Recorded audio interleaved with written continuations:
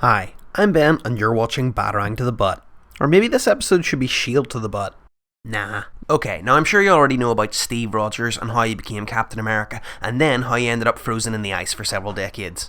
And that's good, because this video isn't about him. It's about his pal, Sam Wilson, who first showed up in Captain America issue 117 in 1969.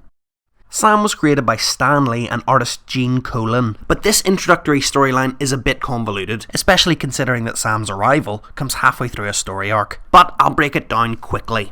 Sam and his pet Falcon Red Wing help out Captain America, who was stuck in the body of the Red Skull, in a fight against a group known as the Exiles. Basically, Cap is impressed by Sam's skills, and so he encourages Sam to become a masked crime fighter.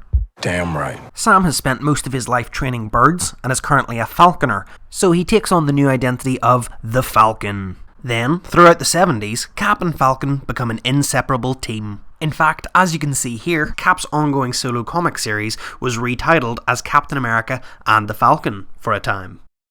In issue 174, Professor X of the X-Men reveals that Sam actually has a psychic link with his bird.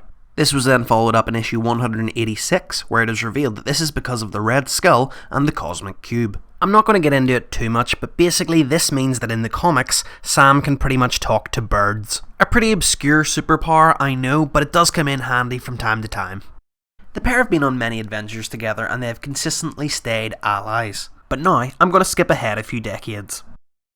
The first time that Sam took over as Cap is often overlooked because it was only a single issue. However, I think that's a shame because it's a pretty dope story. Basically, in Captain America Sentinel of Liberty issue 9, Sam dons the suit to fight a white supremacist group after Steve is seemingly killed in action. That group called themselves the Sons of the Shield, and they were trying to use Cap as their poster boy. So obviously, Sam was having none of that.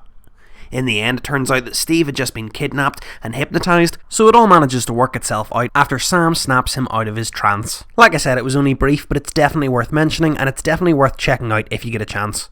But the main event then came in 2014. In issue 21 of Rick Remender's Captain America run, he went into battle against the Iron Nail.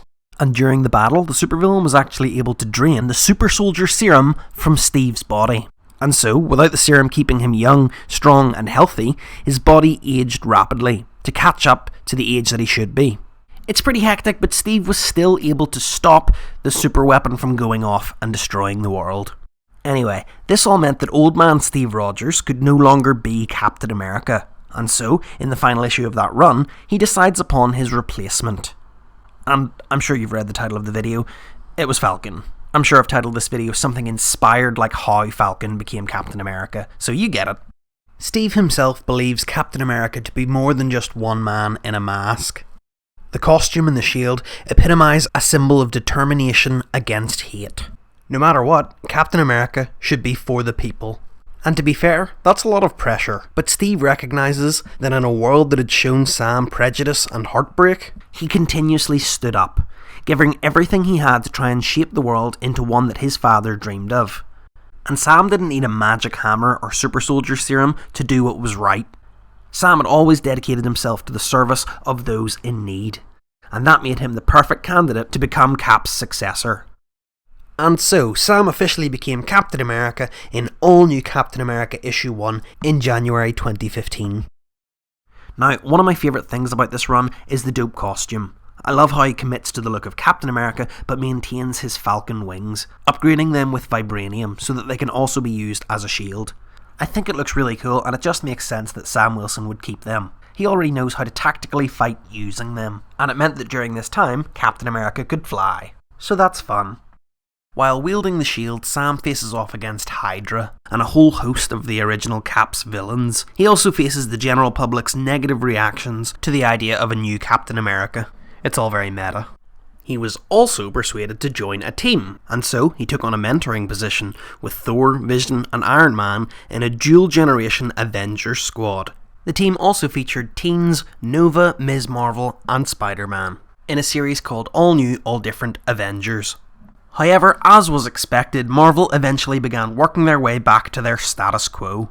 At the end of the event's standoff at Pleasant Hill, Steve Rogers has the super soldier serum returned to his body, and he once again becomes Captain America.